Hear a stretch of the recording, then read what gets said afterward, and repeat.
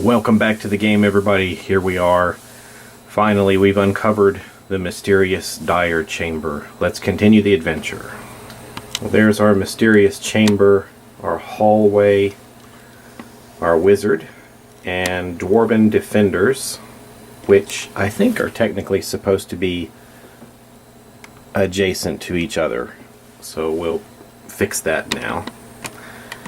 And then up to the north, we have our paladin and an ally cleric. We're starting with the hero phase, and we're actually beginning on a tile with the volcanic vapors hazard. Well, that means when we start our turn there, we become poisoned. So both our ally and the paladin are starting their turn on this hazard. So that means that our paladin now becomes poisoned.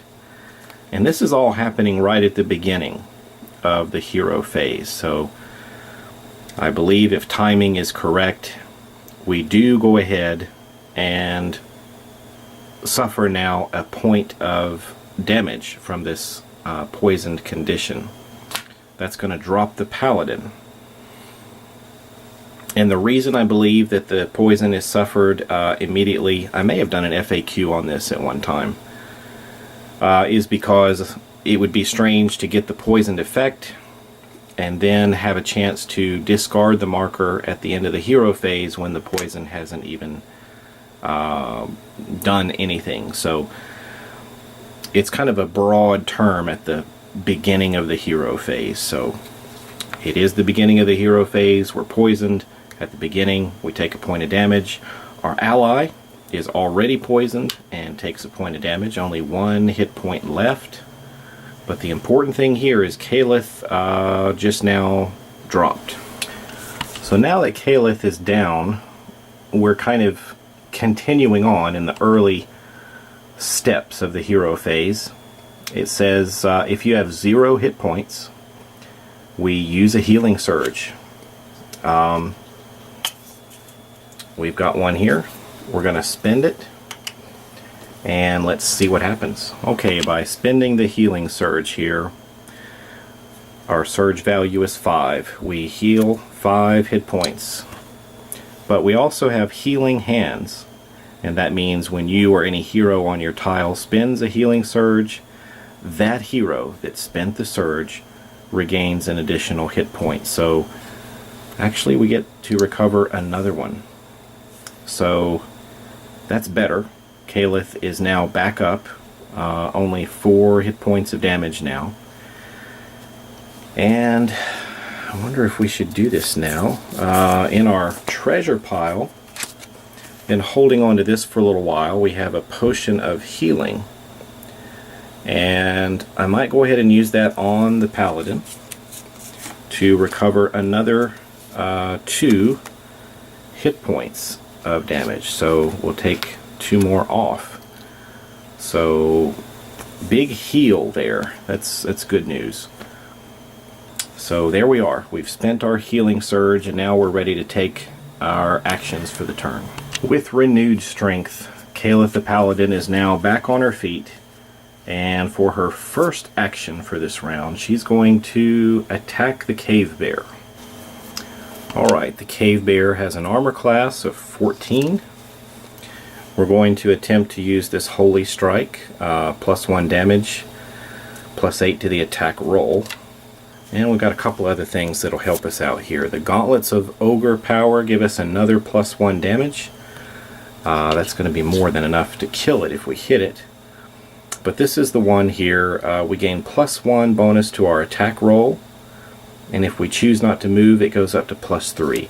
I think we may move. So I don't think we're going to get the full benefit of that Dwarven Hammer. So +1 to attack. That's going to give us +9 to the attack roll.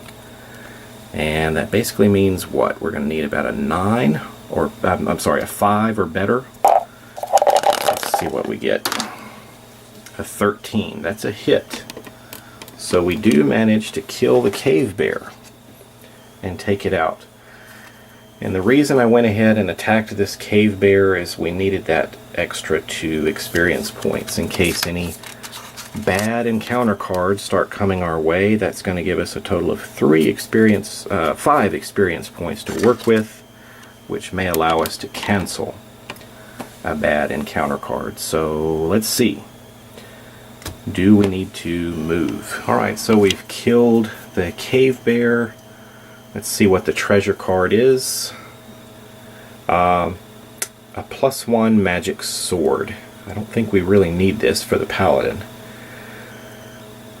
+1 to attack rolls against adjacent monsters. Let's give this to our wizard instead, in case anybody gets too close.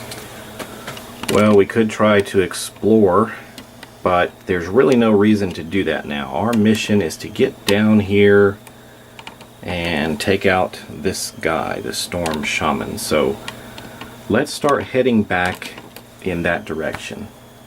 But we need to be careful. We've got a trap here.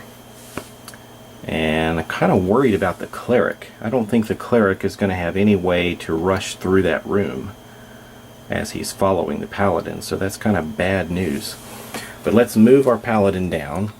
1, 2, 3, 4, 5. I think I'm going to leave or not move the extra space. So we're going to stop there for our movement. And that's going to bring us to the end of the hero phase. And that means that we get to try and get rid of these poisoned conditions. So let's see if we can have any luck there. Let's go with the paladin first. 14, we got lucky. The paladin shakes off the poisoned condition. And let's see, how about our ally? 10 or higher. And we got a 20. So yes, our cleric is still around. So that's good. Finally some rolls went our way. Let's move on. I think we've got some encounter cards to face. For our first encounter card, and the reason I say first is because we have bad luck. We're still cursed.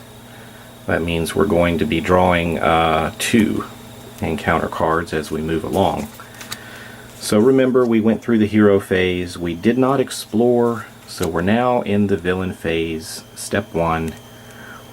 We're drawing encounter cards because we didn't set a new tile. Volcanic Burst.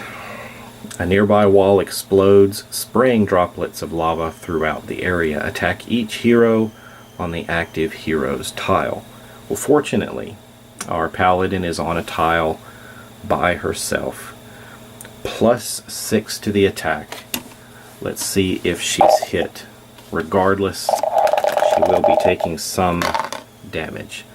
9. 15 is the total. That's not good enough to hit her. So we're just going to take 1. Perhaps some sort of splash damage here. So 1 point of damage for the paladin. That card is finished. And we have to draw another one thanks to bad luck. The next one is another trap. Whirling Blades. A blade-covered top rises out of a hidden compartment and spins wildly across the dungeon floor. So this will be triggered during the villain phase at the appropriate time, and it kind of follows you around, I think, and attacks you. Instead of attacking, a hero can try to disable this thing, but it's going to do 1 damage on a miss. This is very dangerous. Moving toward the closest hero, this is definitely going to hunt down our cleric and kill him. There's just no doubt about it, doing 1 damage on a miss. My impression is that some of these traps are just absolutely deadly for allies. They don't move around as quickly, and these damage on miss can just really take them out. So I have to think about whether I want to do this or spend the 5 XP that I have to cancel it. I say we're just going to go ahead and try to cancel this. Thanks to us killing the bear earlier, we do have 5 experience points, so we're going to ignore the Whirling Blades trap. Well, step 2 in the villain phase is actually activating the villain himself. He's not within 1 tile of any hero, so he's just going to move 1 tile towards the closest heroes, and that's basically coming down the hall to come after our friends down this way. So let's move on to the villain phase, step 3. It's time for the cleric to activate. Well, putting it simply here, it says if the dwarf cleric is within 1 tile of a hero, 1 hero within 1 tile of the dwarf cleric regains a hit point. And that's what he does for his turn. Being within 1 tile of our paladin, a little healing magic feels nice, and Caliph is now only 2 points down. Well, we're going to come back to this. We do this at the end of the villain phase. Poison Dart Trap is just going to hold its position.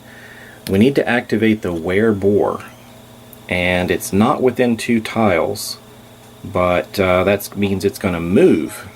It's going to move 2 tiles towards the closest hero. So it's going to move onto here with the dragon, and then step up here in front of the Storm Shaman. We had to pass the Copper Dragon to the next player from the Wizard stack to the Paladin stack. So that means it's going to activate again. And within 1 tile, within 2 tiles, 1, 2, nope. That means it's going to move 1 tile towards the closest hero, and then we have to pass the card. So it's going to squeeze in here. We're not going to worry about the larger size base. We're going to say that it does indeed fit into the room. And that means that we have to pass this back to the wizard. So it's going to activate on the wizard's turn also. That brings us to the end of the villain phase. Let's see what we can do with this bad luck. Can we get rid of it? A 10 or higher on the die roll. A 6. Rats. A 6 does not do it. So we remain cursed. And that's going to end it for the Paladin.